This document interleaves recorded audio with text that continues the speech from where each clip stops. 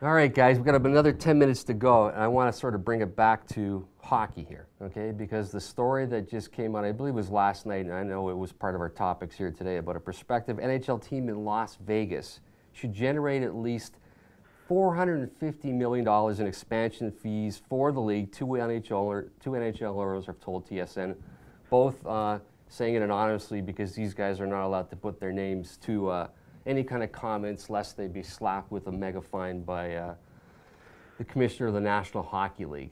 This is almost kind of like, at what point do you just say, yeah, it's coming? To me, this is like the Poseidon Adventure, and you're waiting and waiting and waiting. Just say it. Because they don't want to say it, the NHL. You know it's going to, again, we talked about sometime in the next few days, they'll be talking about, the World Cup and how's that going to evolve. They're also going to be talking about Las Vegas. At what point does the NHL basically open up Pandora's box and let it out? I don't know when it's going to happen, but I think they're going to give a franchise to Vegas. I don't think it'll be $450 million. I think it'll be around $400. I had heard $350 to $400, and if it's $350 to $400, it'll be more like $400, and because the owners want, they think that if they can get $800 million for two franchises, think about that. They separated among 30 teams. It's a lot of money for these guys. And it saves some franchises. It basically saves some franchises to keep on operating for a while. Yeah, and if Phil, your number is correct, let's say it's $900 million. You got 30 teams. Yeah. They got $300 million apiece. Yeah, it's a big number, boy. That's a big number. It's a big number. I still am a firm believer that Markham, the second team in Toronto, will go for at least $1 billion. Well, you know what, Billy? I personally think that a team will go in there, but I don't think it'll be an expansion team. I think they're going to move a team there. And the reason I would say, Phil, that you're probably right, if they put a team that's already ready-made, the chances of that team having more success off the top would essentially make that franchise more valuable and more appealing than it otherwise would, because if they put a team here in Toronto, people are going to want to see it. If the team is a team that's already there, it would seem to make more sense that way. Yeah, I don't disagree with that. And my feeling is, Billy, they got 16 teams right now in the East and 14 in the West. They got to put two teams in the West, and if they don't, who's going to move to the West from the East right now? Who?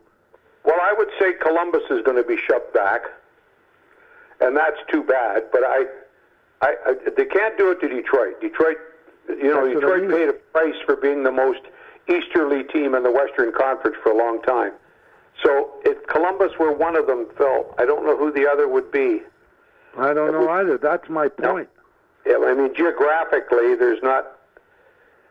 You see, what they might do is, because Tampa Bay and Florida are isolated, they might jack both of those into the West.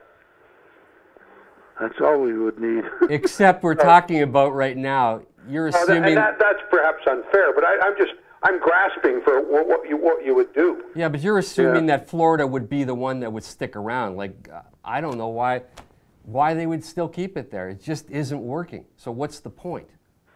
Well, that's another I personally think Florida is going to Quebec. That's what I think. I think Florida is going to Quebec.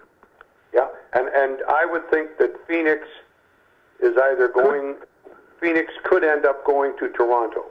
Exactly. So now you have two teams, Vegas and Seattle. Yep. And that's what I'm that's thinking. 32, and that's what Bettman wants. But what that precludes you from doing is that the sale of Phoenix to Toronto will be money that goes into Burakovsky's wallet instead of Ed Snyder's. And that's why I still think, in spite of deferring to Phil's knowledge of it, that Markham will be an expansion franchise, because it's the big jewel in Bettman's expansion tiara. Well, then one of those teams, maybe Columbus, then will go to the West. Yeah. Or maybe you're right, Billy, and they'll get paid to go to the West. Yeah. And again, we've They seen would have to get paid. Yeah, we see this happen in other leagues where they'll pick the certain team. I can say they do it in the Canadian Football League all the time. They move Winnipeg from the east to the west, whatever, and gives them some money just for doing it. I mean, that's any franchise that would be suffering at the gate would probably say, yeah, give us the money and we'll move. And there'd be so many of those franchises out there that would probably jump at the chance. Am I wrong? Probably right. I'm not saying you can be wrong at that. It's probably right. That'll be very interesting over the next year and a half, I think. Because I don't think it's going to happen for at least a year and a half to 2 years. And we got the draft next year in Florida. Yeah, and if you look at the West, there aren't too many cities other than Seattle and Las Vegas. I mean, there's nothing else that they can... And if they do put the 2 expansion teams right in there, then they preclude themselves from the pot of gold in Markham. But I think you're right about it. Not believing it. I think you're right about an expansion team in